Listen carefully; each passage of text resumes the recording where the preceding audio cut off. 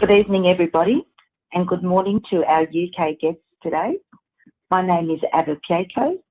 I am a GP and medical advisor for Murray PHN, your host for tonight. I'd like you to welcome you to tonight's webinar on long COVID symptoms and management. Murray PHN acknowledges the traditional owners of the land on which we live and work. We recognise, celebrate and respect Aboriginal and Torres Strait Islander people as the first Australians. We acknowledge their unique cultural and spiritual relationships to the land and waters as we strive for healing, equality and safety in healthcare. We pay our respects to the elders past, present and emerging, and extend that respect to all First Nations people. It's very exciting for us tonight to have such fantastic and knowledgeable speakers as a panel for our webinar tonight. Goodness, how things have changed here in Victoria in the last few days. Last weekend it was sunny and bright and beautiful weather with no locally community-acquired cases of COVID in our state. This weekend it looks like it's going to be cold and grey, and here in Victoria we're heading into a snap 7-day lockdown with 26 outbreak cases, with potentially many more, and also be reminding your friends, your family, your community, people that you pass in the street or the supermarket buying their toilet paper, that if they are eligible, they should go and get vaccinated as soon as possible. And if they have any symptoms whatsoever, they need to get tested straight away and go and get isolated so that we don't keep having this happen again. I would now like to hand over to our facilitator this evening, Swan, a broadcaster and journalist, well known to many of us and particularly been really important during this COVID period. And I'd like to hand over for facilitating to him. Thank you, Norman. Thanks very much, Awa, and welcome everybody. We've got a huge audience here from around the country for this webinar, which is testament to the quality of the speakers. We're going to hear from 3 speakers: Justine Karpusheff, Gail Allsopp from the UK, and Samantha Chakraborty, who is from the Clinical Evidence Taskforce here in Australia, based at Monash. And we'll hopefully get to many of your questions later. It is sadly ironic that we are having this session now, almost exactly a year after the second wave of Victoria, when there's a worrying outbreak. There are a significant number of Victorians who do have long COVID, because there were many thousands who got long COVID during the second wave. Hopefully none this time around. And I just reiterate the call there to get vaccinated. Just a smidgen on this. You might know it, you might not. This is the Indian variant, 617. It's got an R0, a reproduction number between 6 and 8. So the UK, or what's called the Kent variant, is down at around about, so the Wuhan variant, one person spreads to 2.4 people. The Kent variant, the UK variant, one person spreads to maybe 4.5. The Indian variant is probably somewhere between 6 and 8. It's a highly contagious virus. It's going to be the way of things to come. And the UK experience is that you get vastly diminished effectiveness after the first dose of Pfizer or Astra. So you need to get to the second dose. So the sooner people get the first dose in, and they get some protection, but they get almost the same protection as they would get 2117 after the second dose. So people have just got to get immunized faster. And for your patients, the data are that for the Astra vaccine, imagine the MCG full. MCG full, the latest ATAGI data are that about 1.5 people in an MCG will get, over the age of 50, will get this clotting syndrome. In terms of the risk of dying, it's 1 person in 24 MCGs. 1 person in 24 MCGs. The risk of escape from hotel quarantine, to put it into perspective, is 1 in 172 when the denominator is infected people. So we are panicking about Astra, and if that man in South Australia had been 75 or 80, he could have died caused by hotel quarantine. So we have many orders of magnitude greater risk here, and we've got to get this under control. Lesson over. We're here to talk about long COVID. So I apologize for that little preachy bit, but it actually is really important. I too would like to acknowledge country. I'm speaking from the land of the Gadigal people with the Eora Nation. You will all be on different traditional owners' lands.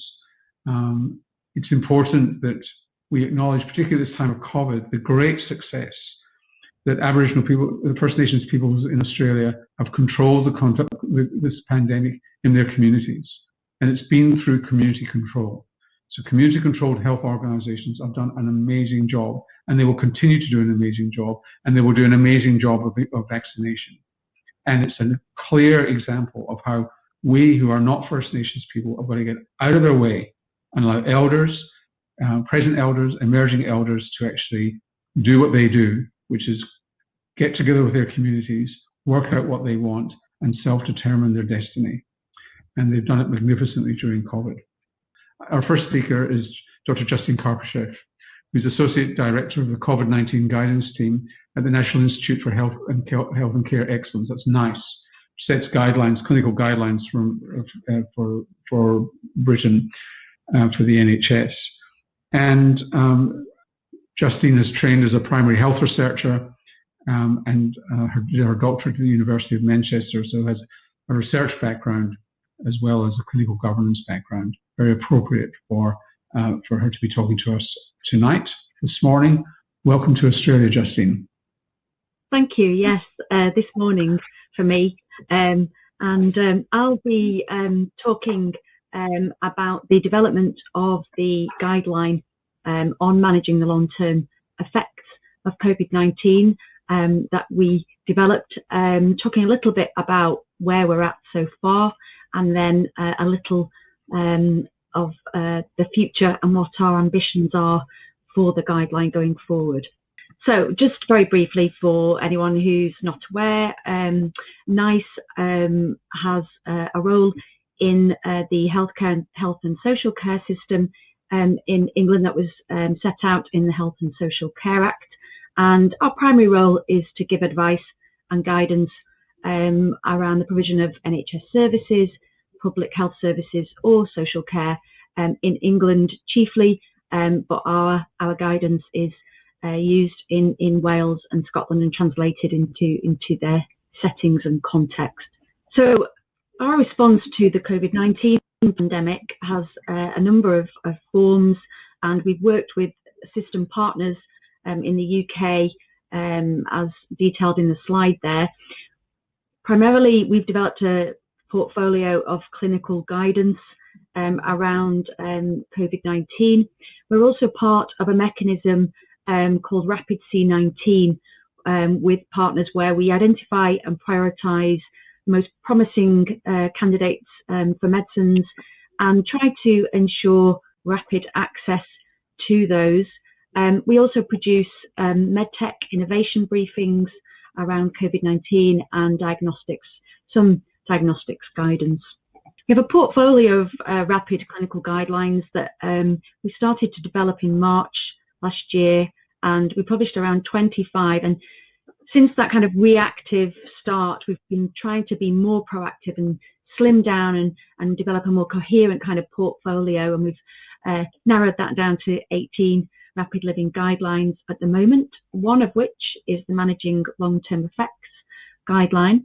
Just a bit of background to that. We started in October last year, and we've developed advice and guidance, but something novel for us as well. Our development included the creation of a case definition, and I'll talk a little bit more about that. And it's been very much a collaborative approach to this guidance and case definition, along with our guideline developing partners in Scotland, Swan, and then also the Royal College of General Practitioners, where Gail leads on this area.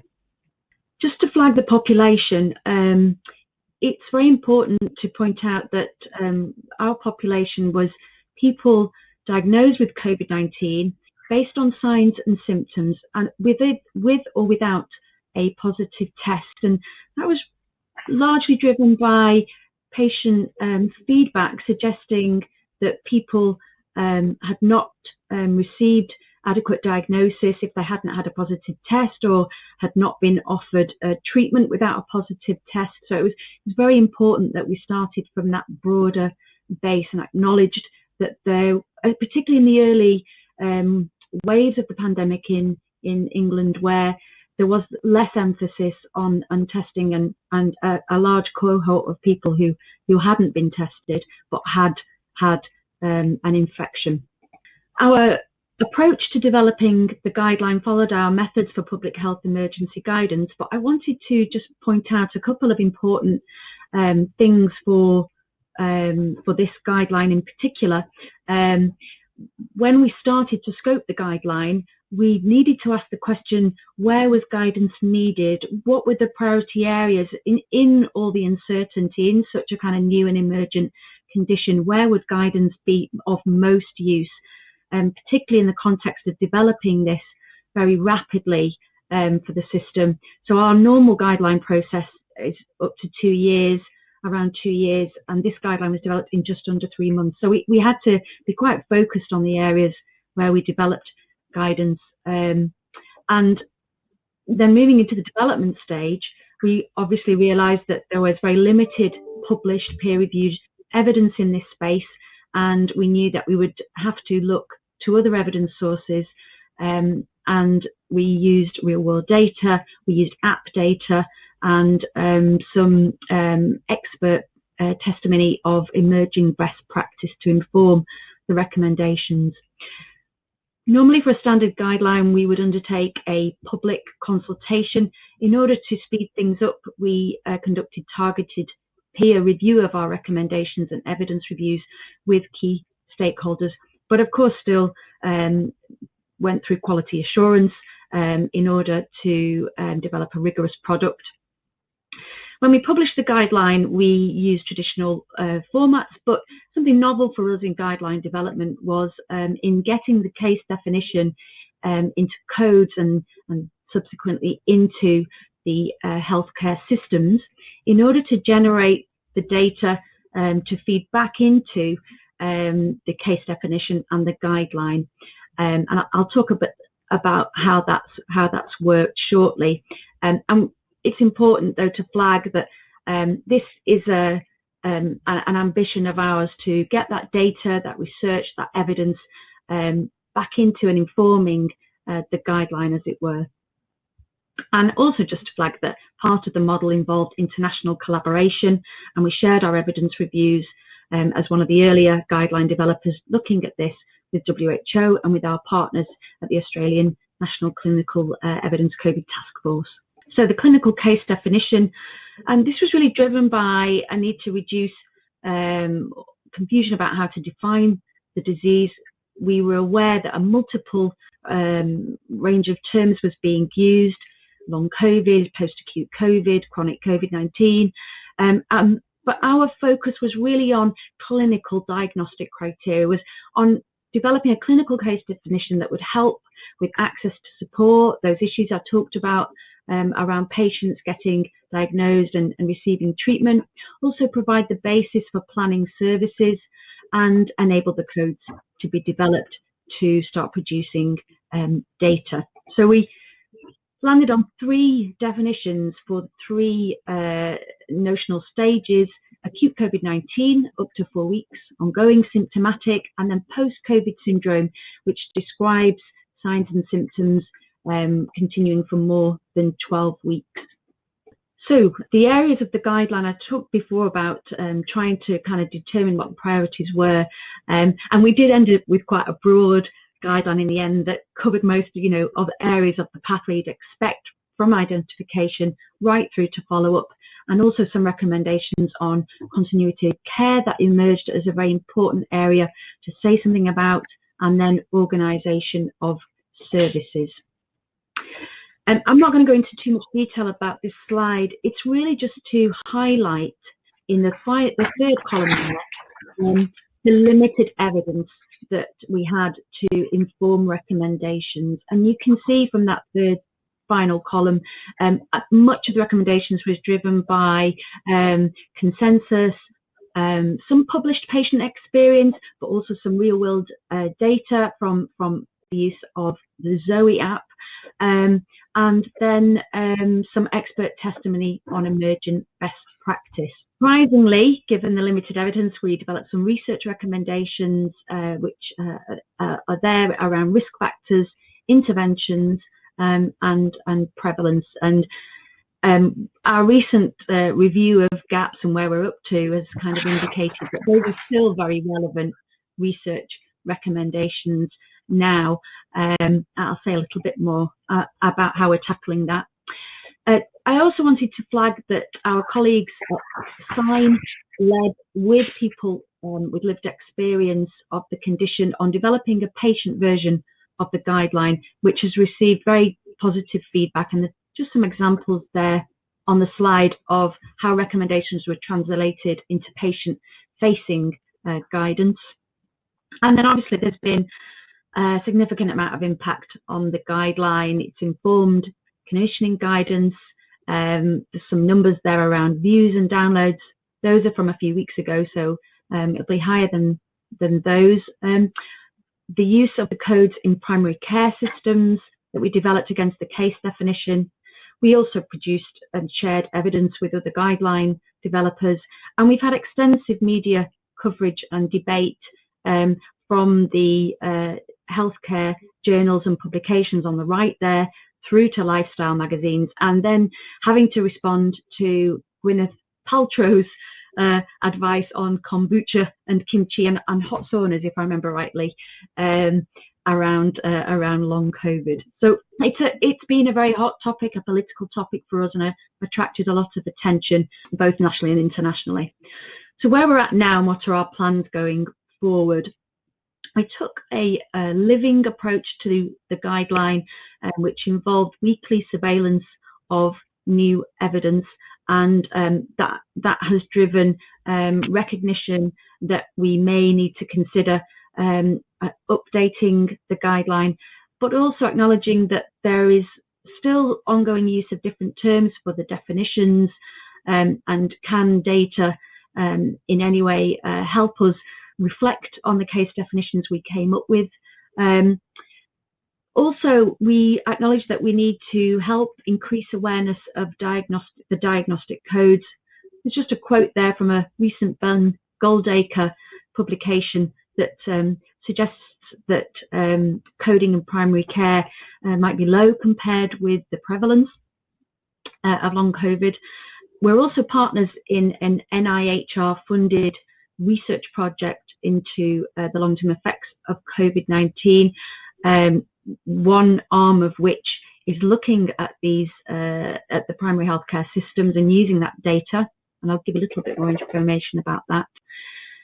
We want to collaborate ongoing with our partners and share evidence and reviews, and then also acknowledge that other guideline developers such as the Taskforce, such as WHO, have started to have produced guidance, so looking to those. And it's not only about updating the guideline, it's also about addressing the gaps in the guideline that we might have from our initial scope. So just briefly, we've done some work on potential gaps. These are just the start. It's not been agreed that this is what we'll look at, so it's tentative, but epidemiology and those key issues there around attributing symptoms to infection, prevalence, duration. There's further data on this, and it was an area that we didn't say much about. And then assessment and diagnosis. There is still ongoing need for clearer criteria suggested by feedback from patients. The mechanisms behind symptoms to predict who might develop long COVID and risk factors. The management, we had a particular gap around rehabilitation that we acknowledge we need to strengthen. And then obviously we lacked recommendations on pharmacological interventions, but those trials are now in place and some are starting to read out.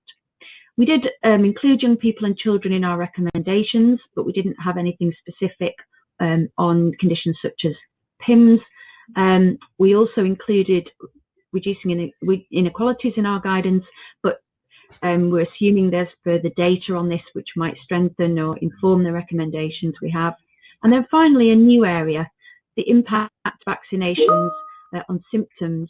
And there's a couple of studies that we know of in the UK that are looking at this, including the NIHR study in which we're partners. So we're using the same model for our update, but just a couple of things to flag. As I said, we're now getting the data back from the healthcare systems from the use of the codes to feed into our understanding of the case definition and see if that can help us. We're still seeing limited evidence. We've also looked at the evidence and realised that what's out there at the moment doesn't challenge or change the recommendations we've got, but that could be because the evidence lags behind practice, and we want to be sure that the recommendations are still relevant for the emergent practice, or rather look to the emergent practice to see if there is pockets of best practice that could inform the recommendations. As I said, we need to look to others' guidance now, which wasn't in place then. And then we also were exploring developing the recommendations in computer readable language in order to get the recommendations into healthcare systems, and that is being looked at through the NIHR study. And then obviously policy and practice is developing, and we need to look to that. So finally, the future. Well, we really are keen to close that guideline cycle loop for this guideline, and we want to get upstream and influence the data and research that can then feed into the guideline, the case definition. And so we're partners in this NIHR, our National Institute of Health Research, in the UK funded study, and that's convalescence. And it uses data from more than 60,000 people. It's looking at definitions, improvement of diagnosis, hopefully, understanding why people might get the condition, the effects, and factors that affect recovery. And very importantly for us, the study includes this arm around understanding the assessment, or assessing the adherence to the recommendations. And that's what I mentioned around the computer readable language, and trying to get the recs into the systems, thereby closing the loop. That's all. Thank you. Thanks very much, Justine. A huge amount of work in a data-free environment, so well done.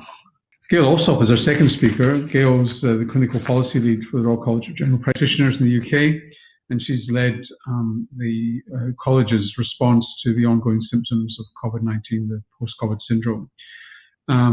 Gail's day job is as a general practitioner in Derbyshire and works in the post-COVID clinic in the region.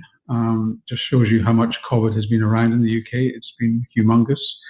And is medical director of the East Midlands Academic Health Science Network and associate professor of primary care at the University of Nottingham. Welcome to you, Gail. Thank you, and good morning from me, or good evening to you. And I think it's already been introduced. I am what traditionally would be called a polymath. So I have a number of different roles, but the role that I'm speaking from today is as my clinical policy lead at the Royal College of General Practitioners, which of course is based in London. We have over 54,000 members who are GPs across the UK, and some international members as well. And I work right in the middle of the country as a GP, and also in a post-COVID clinic service. I'm about as far away from the sea as you can imagine in the UK.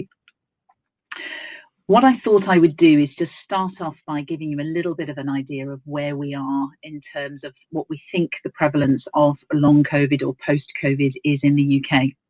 Now, we have an Office of National Statistics who do self-reported symptoms. They send questionnaires out to patients. It was initially 3 monthly. It's now going to be a monthly update from the Office of National Statistics. And when this read out in April, we had 1.1 million people who answered that questionnaire saying they had symptoms of COVID that were lasting more than 4 weeks. In terms of lasting more than 12 weeks, which you've seen by Justine as the definition of post-COVID-19 syndrome, we had around 700,000 people in the country who were self-reporting those symptoms via a questionnaire. Now, as Justine's already alluded to, we now have diagnostic codes in primary care that we use. We've got a computerized system in the UK, and everything is coded when we see patients. If you look at the number of codes that are being used within primary care to determine a formal diagnosis of post-COVID, long COVID, this was less than 30,000 when this paper was published earlier this month. Now, there's lots of questions about why that is. Why is the self-reported symptoms much bigger than the codes that are being used? Well, there's lots of potential reasons.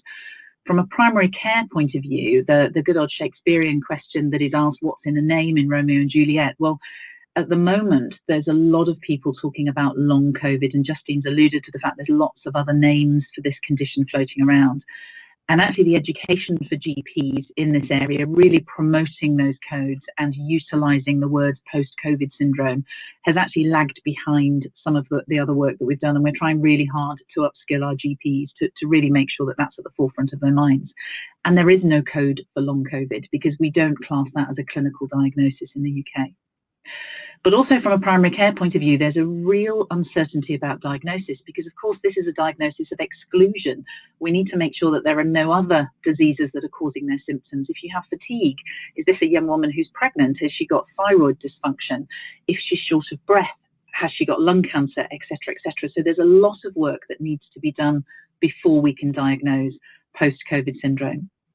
But there's also a big concern in primary care about overdiagnosis, and that perhaps some of these long-term symptoms that are being self-reported are because of the pandemic. In the UK, we've had 2 huge lockdowns that lasted a significant amount of time. There's a lot of mental health anxiety associated with the lockdown, and at the moment we're studying to find out how do these symptoms compare in control groups, because at the moment we don't know if these self-reported symptoms are all due to COVID or are they due to the pandemic itself. And there's a lot of concern in primary care about overdiagnosis, and particularly because we're now seeing some of our insurance companies who are questioning whether they will cover people if they have this diagnosis of post-COVID syndrome. Now, I thought I'd give you a bit of background, and I'm sure many of you will sort of recognise this case. Stacey was a patient of mine in practice who really got me thinking way before we made the diagnosis and came up with a nice guideline about these ongoing symptoms of long COVID. So in April last year, we were in the middle of our first wave, and Stacey came to see me as a GP, very typical COVID symptoms. We weren't testing at all in the community when the first wave of the pandemic came forward. So she was self-managed by me in the community. By May, she came back to me sort of 3 or 4 weeks later, still significantly short of breath, but with sudden chest pain, a burning chest pain that we now know is linked to the ongoing symptoms of COVID-19. High respiratory rate and her oxygen saturations have dropped. So of course we admitted her, thinking, could this be a pulmonary embolus or something else? Now, her initial investigations were normal, including chest x-rays and D-dimers. And actually, after a couple of days in hospital, she was discharged with a diagnosis of musculoskeletal pain with no real explanation of that deterioration that we saw when we admitted her. By June, she came back to me exhausted now, real chronic fatigue, ongoing chest pain, still short of breath, but her oxygen saturations, which were still low for her, had actually come up to what we now consider a safe level from a COVID point of view. All of the investigations I could do in primary care were normal, so her ECG, her spirometry, her bloods, her echocardiogram. So at this point, we thought, well, maybe there's an underlying problem in her lungs. So we referred her to our respiratory colleagues in secondary care, who just asking for a CT scan. We can't access CT chests in primary care in the UK. Now, when she saw the secondary care colleagues, they diagnosed asthma. Despite our spirometry being normal, they thought that actually this was a hyperreactivity of her lungs, and this was maybe an asthma diagnosis. She was trialled on inhalers. It made absolutely no difference. She came back in August. So we're now several months after her diagnosis, still short of breath, still fatigued, and just saying, I can't do this anymore, in absolute tears. So again, we referred back to our respiratory colleagues saying, please, can we CT her? There must be something going on. And actually, at this point, she was labelled as being anxious because her shortness of breath was classed as anxiety. And I think this is very typical of the early days of this syndrome. Now we know, of course, we would have diagnosed her very early with post-COVID syndrome, but actually having worked in one of the post-COVID clinics, these types of presentations are actually very classic from what we are seeing. But of course, this is how I felt at that time. And so thinking this perhaps couldn't just be me as an individual GP, from a Royal College point of view, we actually put out a questionnaire to all of our members and realised about 2/3 of GPs in August last year were seeing similar things, people with these ongoing symptoms, with very little access to follow up, because of course, most of the focus in the UK at the time were people being admitted to hospital and discharged. So there were post-COVID clinics, but very much for people who'd been in hospital with severe disease, perhaps ventilated or with non-invasive ventilation. And 4 out of 5 GPs calling for more guideline. And this is really why we collaborated with NICE, you've heard already. And we really have, as a college, tried to pull together lots and lots of different organisations and really tried to work with lots of different organisations to move this agenda forward. So we did collaborate with NICE and Swan on the guideline. We're working with the Department of Health and Social Care in the UK. We're also collaborating with academics on the research. We've worked very closely with our digital, NHS digital people to work these codes up and to get them out into primary care, as well as our rehabilitation colleagues. And this work is ongoing. And indeed, last week we hosted a round table to try and pull together the evidence on rehabilitation, which will read out and hopefully feed into NICE and the guidance that we will update going forward. And what we've realised during this process over the last 6 months or so is that primary care is absolutely essential for this condition. All patients with the long-term effects of COVID-19 or post-COVID syndrome are based in the community. They were either admitted to hospital and discharged, or indeed the vast majority were never admitted at all and are community based with us. Some may be referred to clinics, but the vast majority sit with us in primary care.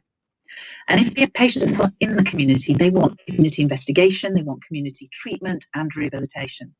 Whereas actually a lot of the focus for these patients has been pulling them into secondary care clinics, because that's where this topic really first started, and that's where the beginning and the original clinics sat.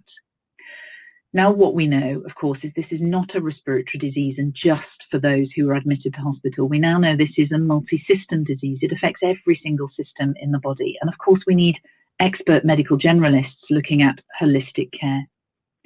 And who better to provide that? One of the only expert medical generalists that are left are us, the general practitioners in primary care. So we're absolutely key in managing this condition. I think that the long-term burden of this condition will, of course, lie in primary care when a lot of the excitement and the research has passed. Why are we so good? Well, we know post-COVID syndrome affects all ages, adults more than children, but we do know there are some children. And in terms of the adult age groups, we've seen this in our elderly population as well. We look after all of those from birth to grave. We're very much used to holding on to uncertainty and holding risk in primary care in a way perhaps our secondary care colleagues aren't. We're used to multi-system disease, complexity and undifferentiated presentations, which of course all sit in the post-COVID syndrome arena. And in primary care, we're very much used to coordinating care. We work with a multi-professional team. We work thinking about personalised care and shared decision-making, which again are very much key for this condition. So before the guideline was produced based on our members' feedback, we actually produced some top tips for GPs. And interestingly, the NICE guideline really focused around these areas as well. And we're still seeing that these are really beneficial even down the line. So believing it's a real condition, we know, and the NICE guideline, I think, has really emphasised this for patients, that this is real. This is not in patients' heads at all. Diagnosing people with anxiety and telling them that this is all anxiety based is absolutely untrue. So we must show empathy. We must acknowledge the diagnosis and give people a formal diagnosis so they know just because they weren't admitted to hospital doesn't mean they don't have significant problems ongoing. And that fact that Justine talked about in the NICE guideline, anybody with an acute infection, however mild, can have long-term symptoms. And indeed, some of the early evidence from our clinics is that the trajectory of recovery from our hospitalised patients is very typical based on what we've seen from conditions before. Yet those patients of ours who are based in the community are not having that typical upward trajectory of recovery. It's much slower and perhaps much harder for them to recover. It's a multi-system disease. Absolutely, we must not label this as psychological or anxiety, and a full history, thinking about every system in the body and appropriate examinations, including desaturation, and looking out for that desaturation that is still happening in some people is really important. And one thing that we realised very early in primary care is that we were seeing a lot of autonomic presentations, and I'll go into that in a second. Really a very significant change to what we were seeing in primary care from other conditions we'd seen before. And of course, part of our role as primary care clinicians is excluding that underlying pathology, making sure we're doing the blood tests, the chest x-rays, the ECGs to make sure we're not missing an alternative diagnosis before making that of post-COVID syndrome. So what do I mean by autonomic dysfunction? Well, what we are finding, and we know this is the case with some other viral illnesses, but I think we've seen so many patients in the UK with COVID because of the two huge peaks that we've had. And of course, we're now seeing huge numbers coming through with symptoms ongoing longer than those 12. The bottom right of the screen. This is someone who's feeling their heart beating in their chest, palpitations, they're fatigued, they're tired, they're feeling dizzy, they've got brain fog. And this actually really does all come under this umbrella of postural tachycardia syndrome or autonomic dysfunction. And there are other symptoms as well, sort of facial flushing, etc., etc. POTS is a diagnosis of its own. This is separate to the post-COVID syndrome. And actually what this is defined as, and there's a great website, POTS UK, please feel free to have a look if this is of interest, a sustained increase in heart rate on standing, which lasts for more than 3 months. Now, we all know the normal response is when you stand up, your heart rate goes up a little bit, but then it normalizes. But this is an abnormal response. You stand up and your heart rate as an adult goes up more than 30 beats. So we're seeing very typically our patients saying, I'm going to the shower or I'm going out for a walk and my heart rate on my smartwatch is going up to 115, 120. I feel dizzy, I feel a bit short of breath with this, I feel exhausted. There's no blood pressure drop when you do assessments of these people, and their symptoms are always relieved by sitting down or lying down. So very typically you find people say, I'm walking and my heart rate feels terrible and I feel dizzy, short of breath, but if I sit down and rest, I feel recovered and then I start again. And it's thought to be this is all related to a dysautonomia, and we're learning more and more about this as we go.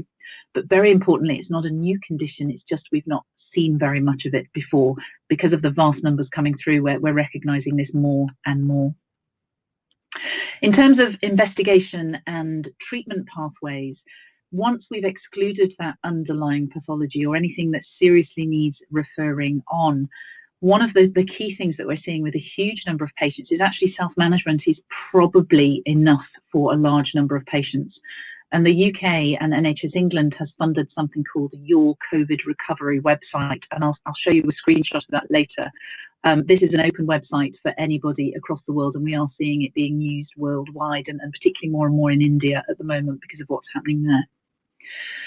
For people that can't self-manage, that have slightly more needs based on the symptoms, there is primary care management that we're doing with some people. Now, this may include just support, may include more further investigation and just following up to make sure people are improving. But we have social prescribers in primary care, we have care coordinators, we have personalised care teams who are supporting our patients during their recovery. Some may need a bit more help, so primary care-based rehabilitation or psychological intervention. And of course, we have a really good social services facility in the UK. So those who are really struggling, we can refer to social services as well. Now, there's another group who actually are much more symptomatic and are really struggling with their symptoms, in which case we do need to refer them on to more specialist services, either for diagnostics or for coordinated care. So if you have multiple systems involved, a GP can do so much, but actually what we've realised is specialist care becomes really important. Now in England, what has been commissioned by NHS England is something called a multidisciplinary post-COVID assessment clinic. In Wales and Scotland, it's the GPs that are doing this part of the pathway. And then in Wales and Scotland, they are referring to rehabilitation and recovery services. And I particularly like the Wales model, which is called post-COVID recovery. They don't actually talk about long COVID or post-COVID syndrome. They talk about post-COVID recovery, a real hope that people are getting better. And in terms of treatment, drugs are beginning to be trialed. So we've got some evidence that some classes of drugs are beginning to work, and where we've at the moment have put in a big NIHR bid to look at things like aspirin, H2 blockers, to look at a colchicine, for example, for chest pain. But rehabilitation at the moment is the mainstay of treatment. Now, part of the problem is that rehabilitation and recovery for post-COVID syndrome is not funded in the UK. The only thing that's funded at the moment is the assessment of these patients in clinics in the UK. I thought I'd give a bit of a reflection about working in one of those clinics. So they've been commissioned, and it's up to the local area how they work those clinics. So some are secondary care based, very much based on that model of sick people being discharged, investigated thoroughly with multiple blood tests and multiple scans, etc., etc. There are others that are more community-based, and the system that I work in is a community-based clinic, thinking about that holistic care. So the community GP, the standard GP of the patient, will take a full history, do all the basic investigations, and if there's no underlying diagnosis that we can come to the conclusion of, and a patient is struggling and needs help, they are referred into the post-COVID clinic. Now, pre-appointment, our patients answer lots of questionnaires, things like GAD-7, PHQ-9 for mental health, MRC, dyspnea scores, and lots more as well, looking at health and well-being to really start to pare down what it is that the patient is suffering from. They then see a clinician like myself, a GP, a holistic care clinician, and we have an hour's appointment where we assess every single system in the body. We think about that biopsychosocial assessment. And if we see desaturation in the clinic or via a virtual clinic, if that's the way the patient prefers to work, we then organise a 6-minute walk test. Interestingly, this wasn't in the NICE guideline. The NICE guideline talks about a 1-minute sit to stand, but our clinicians in our clinic feel the 6-minute walk test for those with proven desaturation on simple pulse oximetry is much better. Patients' goals are assessed, because what we realised very early on is that the majority of patients coming to these clinics are patients who were very fit beforehand. They're young people like me, like Stacey that I talked about, who were used to running 5Ks. They were used to swimming every day. We've got ultramarathon runners who they had COVID and now have symptoms that they're really struggling with, and they're struggling with that identity. I'm not the person that I was before. So we really assess their goals. And for some, it's just to be able to clean the house and go out with their kids. And for others, it's I want to get back to running my ultramarathons. We formally diagnose them and really give them advice and signpost them to all the relevant material. And we then use multidisciplinary virtual meetings to bring together a host of experts to really start to bottom out what we can do for each of the symptoms that they highlight in their hours assessment. So in our medical MDT, which we hold on a weekly basis, we've got respiratory experts, cardiology, neurology, ENT, rehabilitation experts. They give us very rapid access to further investigations if we need it. So pulmonary function tests, CT scans, MRI scans, nerve conduction tests, etc., etc. But also for difficult treatment decisions. So people who have significant dysautonomia, thinking about beta blockers or ivabradine for their cardiac symptoms, thinking about colchicine if we think we've got a sort of pericarditis, myocarditis type picture, antihistamines for those who present with a mast cell type presentation. So we have those discussions because none of this is based in evidence at the moment. It's all best assumed practice really is where we're at the moment. So we're really aiming for a collaborative approach to treatment rather than just simply making decisions at the general practice level. We then also have a therapy multidisciplinary assessment where we have every type of therapist you can imagine, from OT, physio, psychology, we've got return to work therapists, we've got speech and language therapists. And I have to be honest, as a GP, I have never learned as much as I have in that therapy MDT. There are some wonderful people with such brilliant expertise that are really helping me as a general practitioner, but also our patients as well. And I thought I'd summarise what we're seeing in our clinic, but also what is now being worked up from a national point of view in terms of phenotypes of the sort of patients that we're seeing in our clinics. Of course, we have those who are admitted to ITU, that post-ITU type syndrome, which on the whole are being dealt with by the secondary care clinicians rather than being pushed into our post-COVID sort of community type clinics. The vast majority of people we're seeing are presenting with fatigue and breathlessness. post-exertional fatigue particularly, breathlessness, some of which are desaturating and need further investigation, and we're seeing a small number of sort of fibrotic changes left over, mainly from those who were in intensive care rather than the community-based patients. The big majority of what we're seeing is disordered breathing and deconditioning, and our respiratory physiotherapists are working brilliantly with our patients to really improve this. Chest pain is something else we're seeing, that typical burning chest pain that comes with the ongoing symptoms. Very little formal myocarditis is being diagnosed, and in the time that I've been working in the clinic for 5 months, I can honestly say I've probably seen 2 out of the hundreds of patients that I've seen in that time. But what we're seeing huge amounts of is this dysautonomia and POTS, people with the tachycardia, the shortness of breath, the brain fog, all of that type of reaction. And a small number of people coming in with what we're calling at the moment a mast cell type response, skin rashes, ongoing diarrhea. And we realise that what's beginning to happen is those patients, particularly in the second wave with the Kent variant as it's known, we're seeing more of those type of mast cell reactions coming through. And indeed, we found more of that in the acute phase of the reaction as well.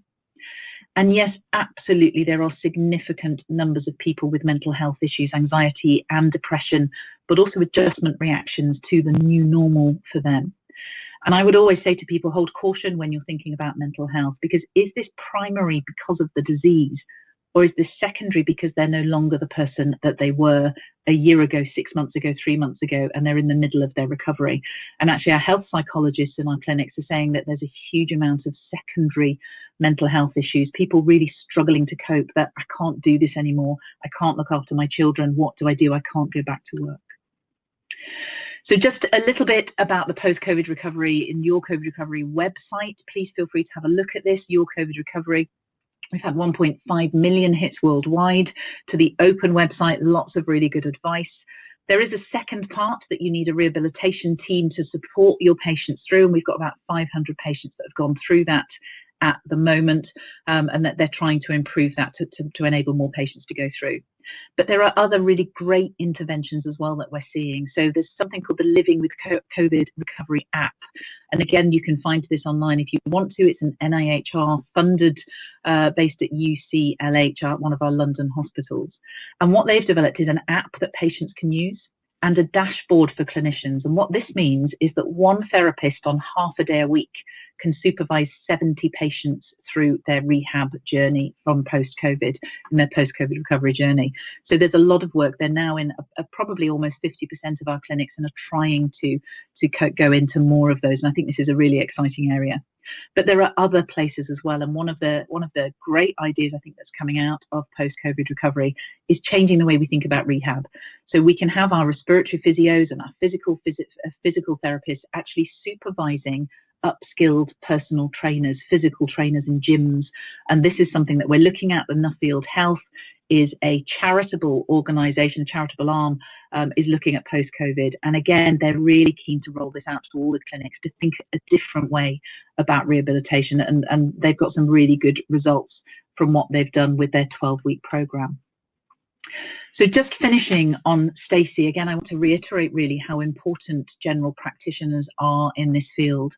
So Stacey is now a year or more down the line and has very, very vocally says, I would not have got through the last 12 months without my GP, because she was believed, because there was a partnership of trust that was built, because she felt she was fully investigated.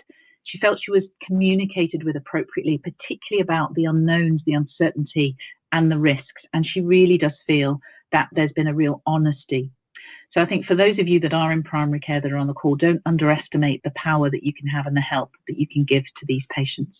Thank you. Thanks, Gail. That was really illuminating, and I'm sure there's lots of questions coming in, which we'll come to in a moment. After we've heard from Samantha Chakraborty, who's Senior Evidence Officer at the National COVID-19 Clinical Evidence Taskforce Australia. Samantha's an implementation scientist and primary care researcher, and very experienced at assessing evidence.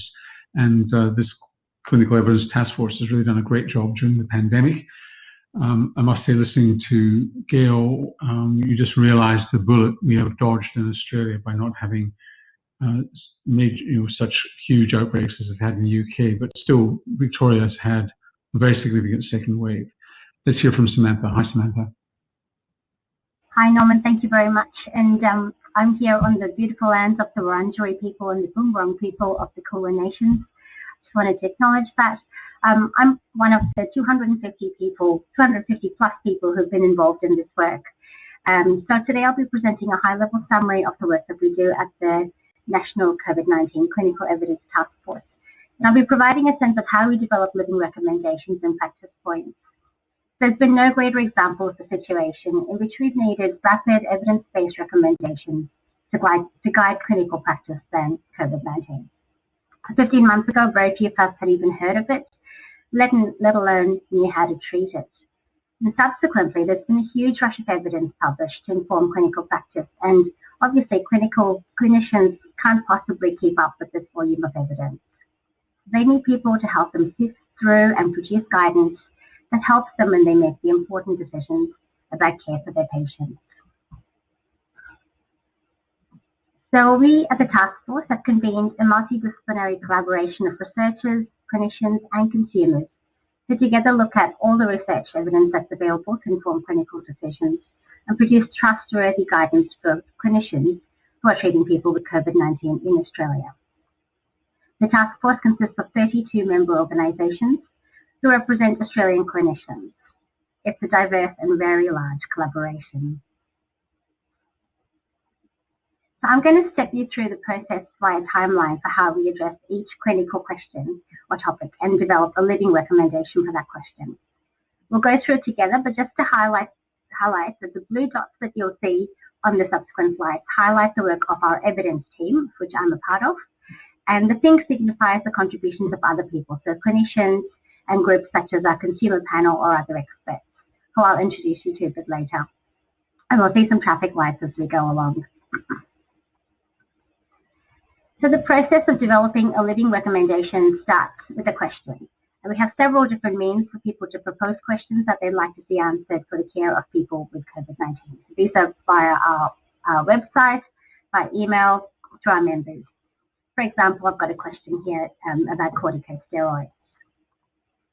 We receive questions from clinicians, from consumers and carers, and from policymakers who need to know what the research says about the best way to treat patients with COVID-19. So clinicians need to know about the dosing and timing of corticosteroids. Consumers and carers have questions about the harms and benefits of these treatments, and policymakers want to know who it should be available to and how big is the effect. So when a question like this is proposed, the first step is that it goes to our Guidelines Leadership Group, or our GLG. So the Guidelines Leadership Group is our main clinical decision-making body. And when we bring them a question, they go through a process of identifying first if it's within the scope of our guidelines. So is it about managing COVID-19? Then is it important? Is it going to affect a lot of people? And is there considerable clinical uncertainty? And if it's a yes to all of these questions, then the question is prioritized, and then we delve in a bit more detail. So we investigate who are the patients or the population that we need to involve, what treatment or intervention is being considered, what do we want to compare that treatment to, and what are the benefits or harms of this treatment. We use the word Piejko, that stands for Patient Intervention Comparison and Outcome. And then once we have a well-defined Piejko, we search. So around 1,000 studies are published each week looking at treatments for COVID-19. And so that means by now we have about 50,000 research studies looking at different aspects of treatment. So the first step is to filter all that evidence and find good quality, relevant evidence that answers the particular Piejko question. We have 12 evidence officers working in the engine room of the task force, and I'm one of those. We also have expert searchers and people to look for the evidence, and then we review the quality of that evidence.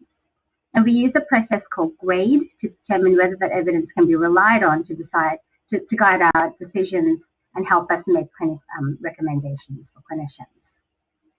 But sometimes we also need to make recommendations without sufficient good evidence, for instance, related to post-acute COVID.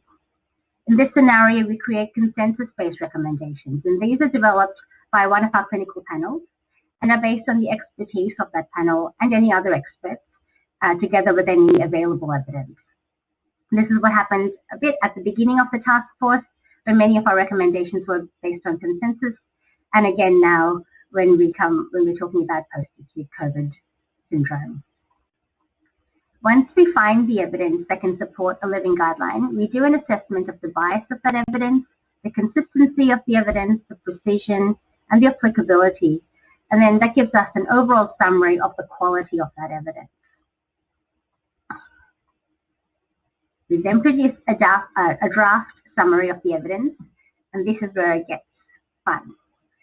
So the draft summary of the evidence goes to at least one of our expert clinical panels. So the task force, as you can see here, has several clinical panels that address each of the different elements of care for people with COVID-19. Our primary and chronic care panel looks at all aspects of care in the primary care setting, as well as looking at post-acute COVID syndrome, because as Gail said, we think this is primarily going to be taken care of in primary care. We also have a special expert advisory group with particularly focused areas of expertise that we can draw on as required. So these might be methodologists, specialist pharmacists, and other particular specialists. And we take our draft summaries to one or often more of these expert clinical panels. We also have a conflict of interest committee that's external and independent to the task force, and they make sure that none of the people who are on our clinical panels have a conflict that might influence their decision making. So our decisions can be truly independent. And importantly, we also take our recommendations to the consumer panel. This is co-convened with Consumers Health Forum of Australia.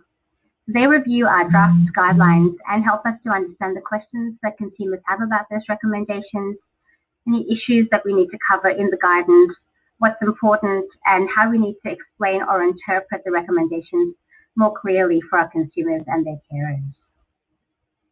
The primary and chronic care panel, whose members are listed here, have developed the recommendations for post-acute COVID syndrome.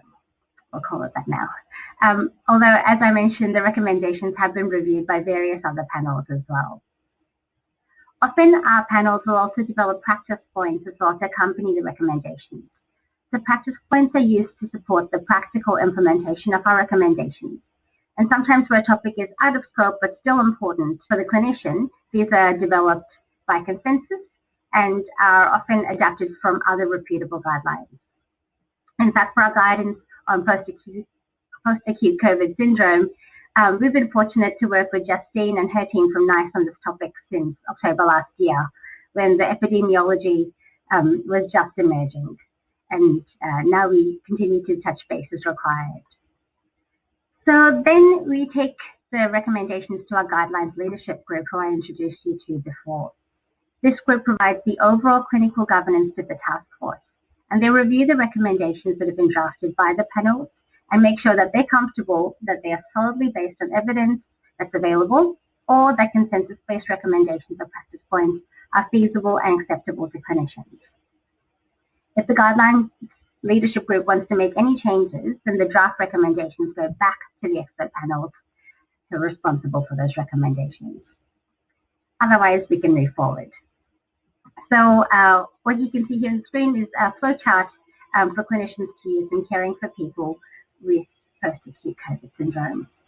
It's presented as a single double-sided page that you can simply download this and store on your desktop to use when you want. You need to. To begin with, we explain, and a lot of this is reiterates what Justine and Gail have already mentioned. We explain that some patients experience ongoing symptoms following an acute COVID infection. These are reported in both adults and children, and there is variation in the symptoms and the duration of these symptoms. Sometimes the symptoms subside gradually, and sometimes they require care from a health professional or more. Under our goals of care section, we emphasize communication as key, particularly acknowledging the symptoms for the patients. We describe how access to care can be facilitated, whether this is via telehealth or transfer to a bigger centre. And we also emphasize that multidisciplinary care may be required, although this really should be coordinated via the primary care team. In the assessment section, we provide practice points on managing the risk of infection assessing whether the symptoms are likely to be post-acute COVID syndrome, and addressing red flags. And we provide a long list of symptoms that have been described by people after the acute phase of COVID is after the acute phase of an COVID infection is over. We have at the moment quite a short management section, as we are still waiting for the evidence to emerge. And fortunately for us, as this is a living document, we will be updating this as the new evidence emerges. So once we have a recommendation or flowchart that's been approved by our GLG, we notify our jurisdictional liaison group.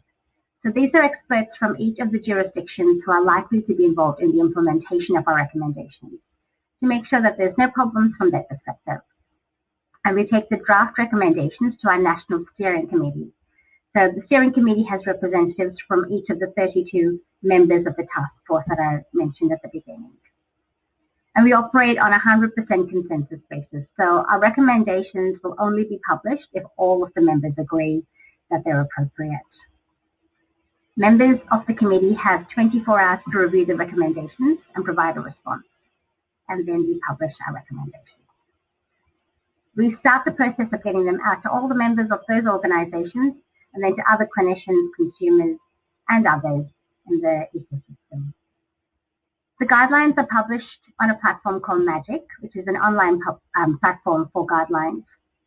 It allows us to update these recommendations on a weekly basis and quickly disseminate any changes to the guideline each week. Each week, a summary of the changes to the guideline is also sent to anyone who would like to receive it. And we use Twitter and LinkedIn and other channels to share updates with those in the clinical community to promote new or updated recommendations. We've also published 11 flowcharts that summarize the recommendations from the guidelines. So again, these are easy to download and keep on your desktop and update when a revised version is published. These guidelines are disseminated widely across Australia. You can follow us on our Twitter or other platforms, and you'll be able to see our updates as they go online. You could also go onto our website to sign up to the communique or just check our latest Taskforce news as well. The guidelines are also reaching beyond Australia, and we have many visitors to our guidelines, our website from other countries. We're also now working with NICE and other groups to develop other guidelines based on the evidence work that the team's been doing. And as I mentioned, each week we review this evidence, all the evidence that underpins the guideline recommendations to see if any changes are needed, and then update or create new recommendations. So to give you a summary of where we are, we have over 250 volunteer clinical experts who put in almost 20,000 hours over the last year. It's just an extraordinary number of extraordinary people, and we're very, very grateful for their time and their expertise. The team includes about 20 people on the task force itself, conducting the evidence work and making sure that it's appropriately disseminated throughout the clinical world and beyond. And since the time that the task force was established in late March 2020, we've published more than 137 living recommendations with 47 weekly updates and 11 clinical flowcharts. All of this has been accessed by almost 200,000 people against our website in more than 200 countries.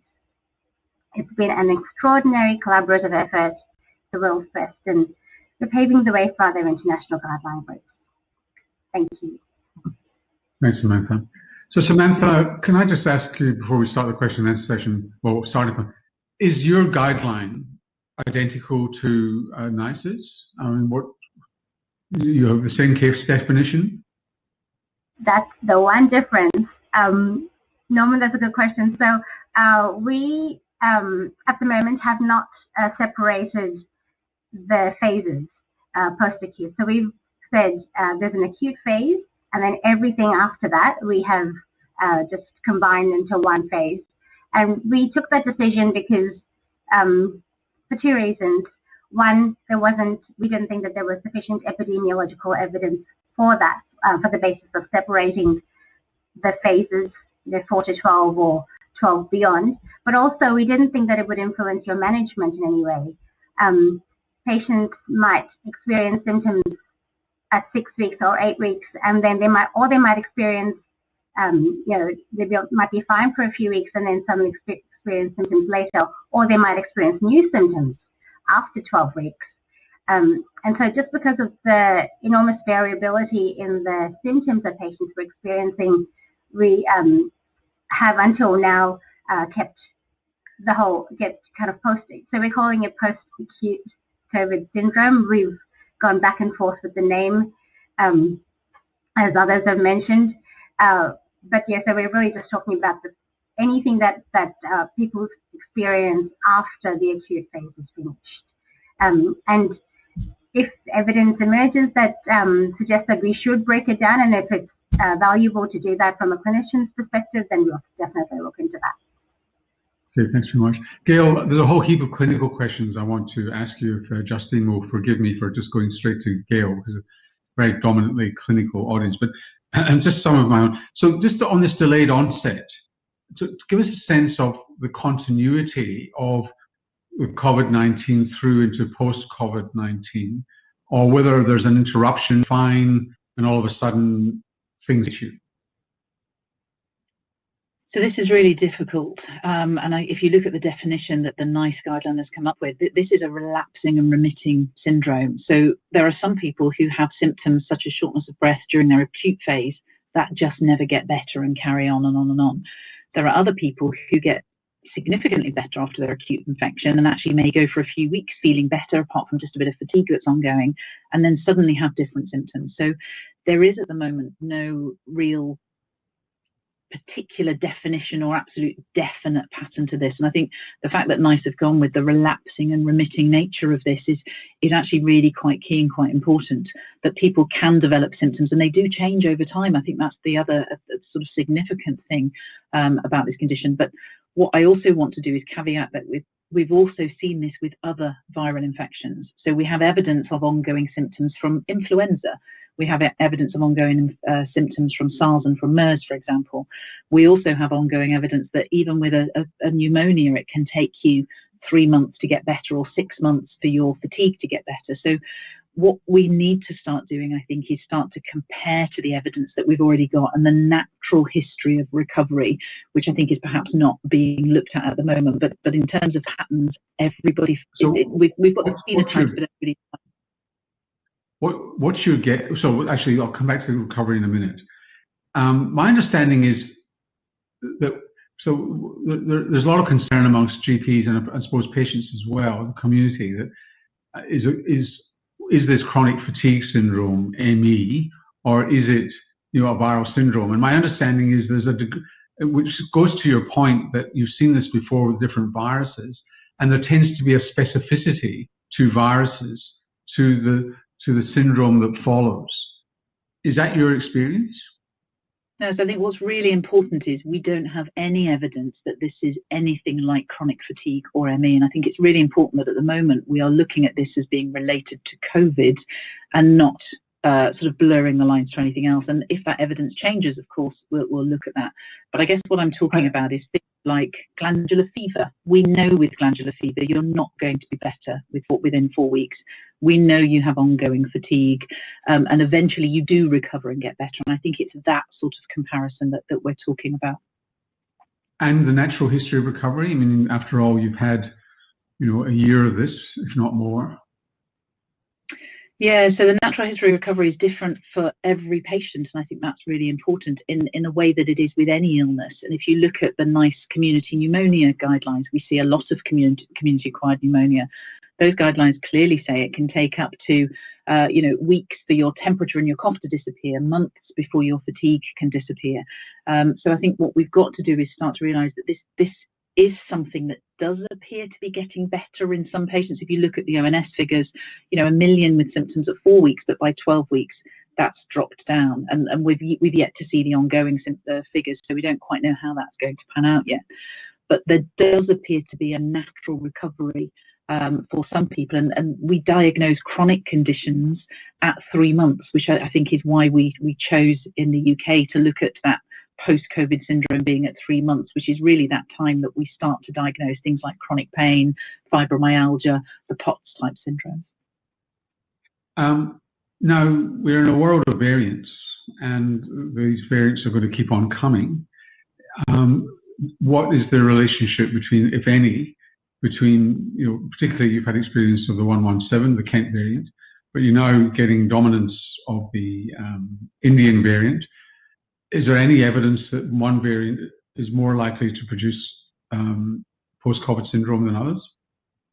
We just don't know. So at the moment, we're seeing people from the first wave in our clinics that have had symptoms up to a year, because our clinics are all quite new. I think that's quite important to stress. It's really only since January that a lot of these clinics have been live seeing patients. So we're catching up on patients from the first wave.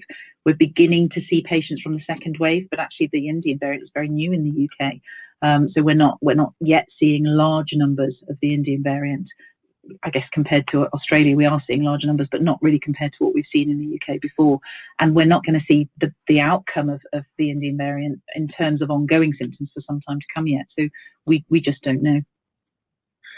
And the risk factors. I mean, we hear a lot here, and so, GPs and others in Victoria have seen this, is that you don't have had to have severe COVID to get post-COVID syndrome. But give us a sense of that spectrum of what your acute COVID was like versus post-COVID, and whether there's any relationship at all between the two.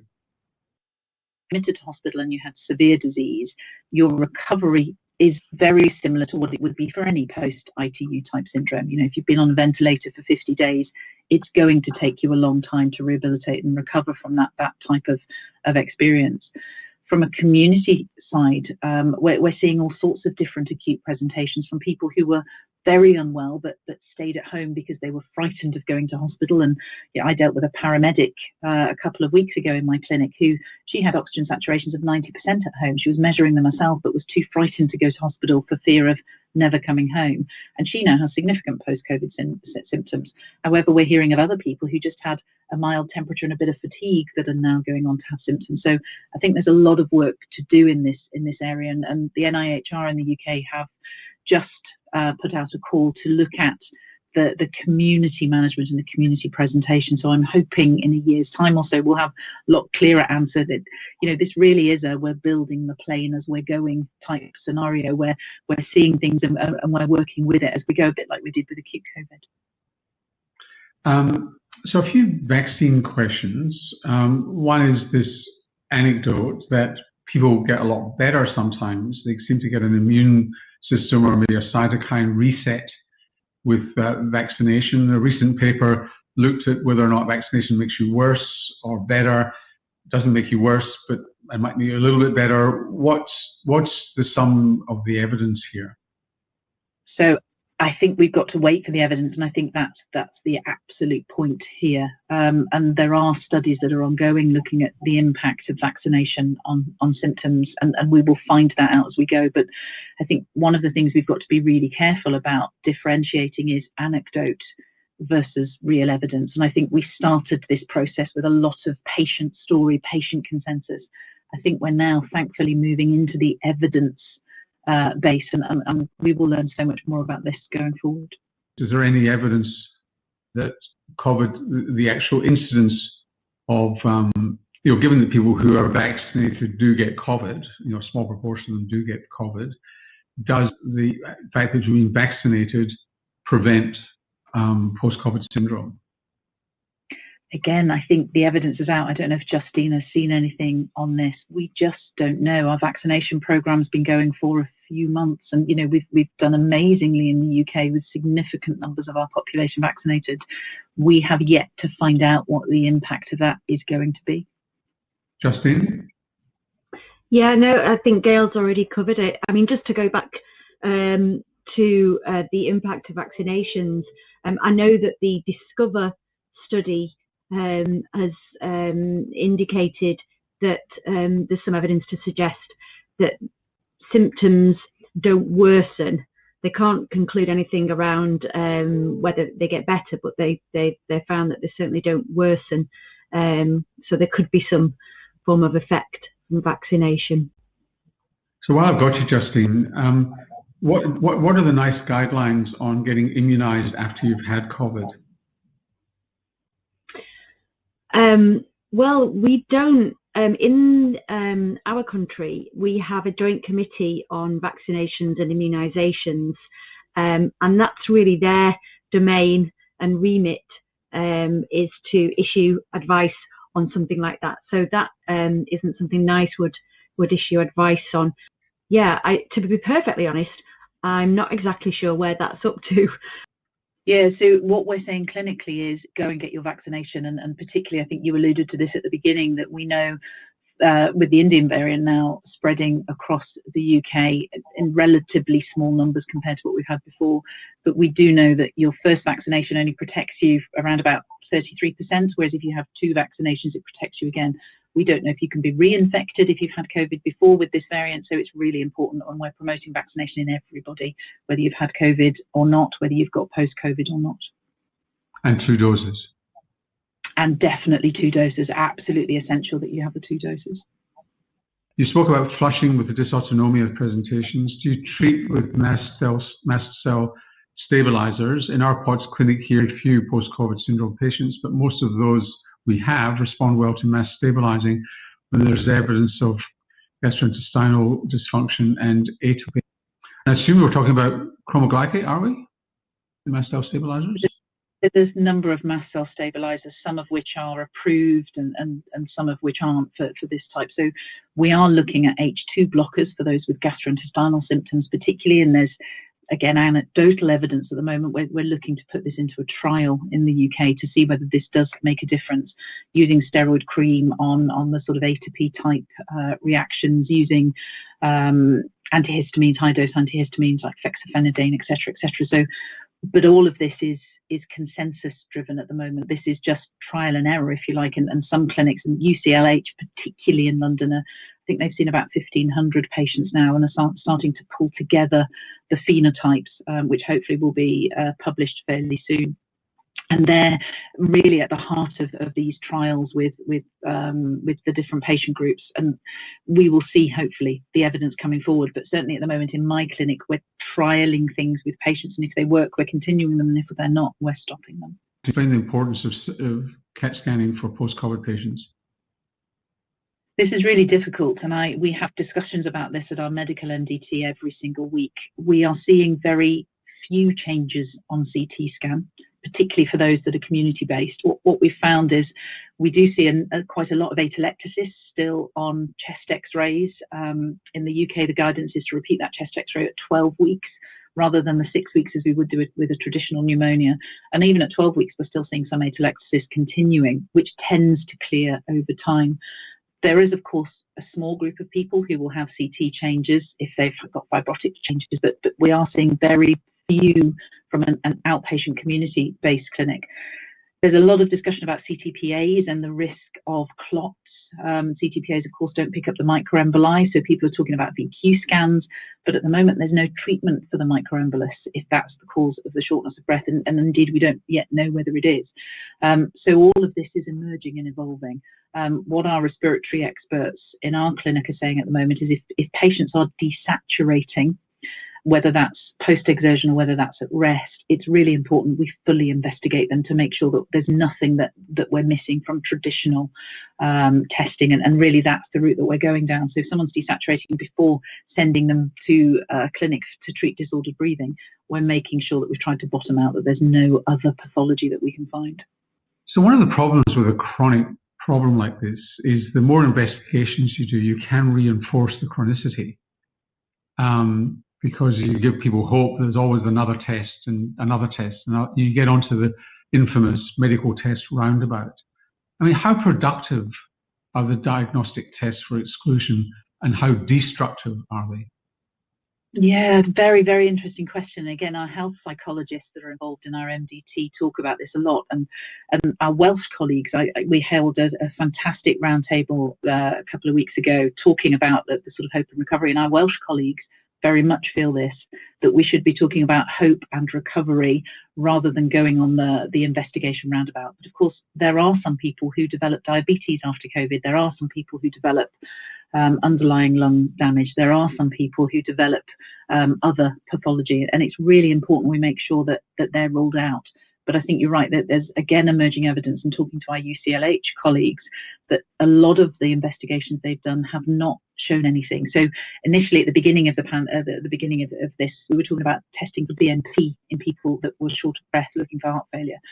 Well, actually, I'm yet to see a positive BNP in any of these patients. So the questions at the moment is, which tests are appropriate? Which ones should we be doing so that we can streamline this process? And again, this will become hopefully part of a funded study. You're going to have to become parsimonious, really, in this at some point, not just to save money, but to save the patient. Has anyone, if you had to manage or deal with post-COVID patients with hair loss? Yeah, if you look in the popular press in the UK, there are a number of stories, and I think it was the Sunday Times did a whole sort of series of articles about people with hair loss. From a clinic point of view, from a personal experience, we are seeing some people, but it tends to grow back. So there's a lot of people saying in the acute phase, the stress reaction type of phase, there's hair loss, but it does tend to grow back. So at the moment, we're not looking at specific treatments for those patients. And again, it brings us back to that question that, and there is a debate in the UK at the moment, is this all because of the autoimmune response, because of microembolism, because of an underlying pathology, or is a lot of this because of the stress response, because of the pandemic, the lockdown, the fear, in the first wave of people not necessarily being admitted to hospital or being tested and gaining that diagnosis, and we just don't know. We need the studies to prove this or disprove this. And when you talk about testing, to what extent, if in Australia, we've been very good at testing, very early, massive testing, but during January, February, and a little bit into March, the testing faltered. Is there any value to body testing to link a patient's symptoms to COVID-19? So in the UK, we've been very clear, and this came out in the consensus with the guideline, and maybe Justine can update on this, but we've been very clear that particularly because we didn't test our community patients in the first wave, that it doesn't matter in the UK whether you have had an antibody or an antigen test to prove whether you've had COVID. Symptomatic diagnosis is absolutely the key. So in the first wave, GPs were diagnosing clinically, we were treating clinically, we were managing clinically in the community, and those patients are equally able to get a diagnosis of post-COVID syndrome than someone who was tested in that phase or indeed in subsequent phases. A question sorry, was there anything you wanted to answer previously on that testing issue, Justine? Only to say, I think part of the question was around whether the test should be done before the patient gets a COVID vaccination. I mean, that's certainly not the position we're adopting in the UK with blanket vaccinations. So no is the approach in the UK on that. So Gail, what about psychosis? I mean, psychosis does occur in acute COVID. Are you seeing psychotic problems with, I mean, obviously psychological distress could be primary or secondary, and the lockdown is a very complicated issue. You do a K10 or whatever, but what about frank psychosis? Are you seeing this surging? So I think it was really interesting listening to the psychiatric input into the national guideline and listening to people talk at conferences that yes, there have been cases of psychosis that they've put down to COVID-19. From a primary care point of view, we're not seeing a huge increase. If you look at the studies, there are studies that are saying there is a significant burden of mental health, both anxiety and depression. And we know of some cases of psychosis, and I think our psychiatrists on the guideline, again, Justine might be able to help here, we're very keen to stress that actually this can be a primary psychiatric outcome of COVID as well as the physical stuff. And I think it really comes back to that biopsychosocial assessment of these patients. Justine? Yes, I'd agree. And we really had very little evidence. I don't think we had any evidence on that when we developed the guidance, other than anecdotal. But there is new evidence on that. So that's certainly something we want to strengthen in the guideline, and looking at that relationship and causal explanations and exploring that more this time. What training are you providing GPs beyond the guidelines? Yeah, so this is a really big question, and the difficulty is there's no funding for this at the moment in the UK. So for the Royal College of GPs, we're doing this out of the goodness of our hearts, really, and trying our best to improve the training. So I have just completed an e-learning module that will be going live in a couple of weeks' time, which will be open on our COVID-19 website on the Royal College of GPs. So, please feel free to have a look at that. It should be up in a couple of weeks' time. We're also hosting a national webinar going forward, and we're looking at trying to bring our GPs into action learning sets. So we've got a potential platform that we're exploring at the moment to see whether we can bring our GPs into an action learning set where we've got a panel of experts and we can have these kind of discussions, these kind of questions come up. And of course, it's not necessarily all evidence-based. A lot of it is going to be consensus-based while we're waiting for the evidence to come through. But if we've got those leading experts from the clinics and from the research projects with us, and in those sort of action learning sets, bringing in the guideline to make sure that people are much more aware, promoting the diagnostic codes, etc., etc. So it's work in progress, and we're hoping and desperately trying to get funding for a national program. What about comorbidity here in terms of, you've got psychological distress, the use of alcohol and other drugs, and in some of these post-viral syndromes, taking alcohol or other drugs can actually make them an awful lot worse. What's your observation on the use of alcohol and other drugs in people with post-COVID syndrome? So we do ask in our clinic about alcohol use and drug use and smoking, etc., as part of our holistic assessment. And it tends to be split. There are some people who say that their taste and smell haven't come back and they're not touching alcohol at all. And we're seeing a lot of people that months down the line still haven't got their taste and smell back. There are a few people who are saying their tolerance of alcohol is not quite as good as it was before. But there's no particular pattern to that, I have to be honest. Well, this has been illuminating, and I'm sure for the hundreds of people who have actually been on, telling us things that we thankfully haven't seen that much of, but some have, and to talk to people of your experience, Justine and Gail in particular, and to hear about the guideline development, Samantha, that's been fascinating in knowing where we can go for that, and also your websites in your website in Britain, which you'll now find lots of Australians rating and going to, will be great for us. Your generosity is immense, coming on at this time in the morning and joining us. So we're very, very grateful. Yeah, thank you very much for your great facilitation, Dr. Norman Swan. And also, I'd also like to extend our thank you to our speakers tonight, Justine Karpusheff, Dr. Gail Allsopp, Dr. Samantha Chakraborty. And I really appreciate the time you put into your preparations and for sharing your knowledge and experience with us tonight. So just before we finish, I am aware of time, I just want to share with you my absolutely favourite clinical resource that I use in practice every day. And it's the first thing I turn on in the morning, apart from my patient information, is also turning on to Health Pathways. So it's a one-stop shop, just one click away, with a whole lot of really valuable resources and information and clinical guidelines. So, if you've got a clinical problem sitting there in front of you, you don't have to go searching through different websites trying to find that right information. And we know our government websites, the information gets moving to a different place. So not just for COVID, but for a whole range of different pathways, but a whole lot of different presentations as well as illnesses. So it's really useful. The health pathways are localised to all the different regions, so please check your local PHN website to get access to it. The pathways are actually curated by GPs and also specialist and allied health and consumer panels with people who've got a lot of expertise in that area. So you know it's reliable and you can trust the information that's there.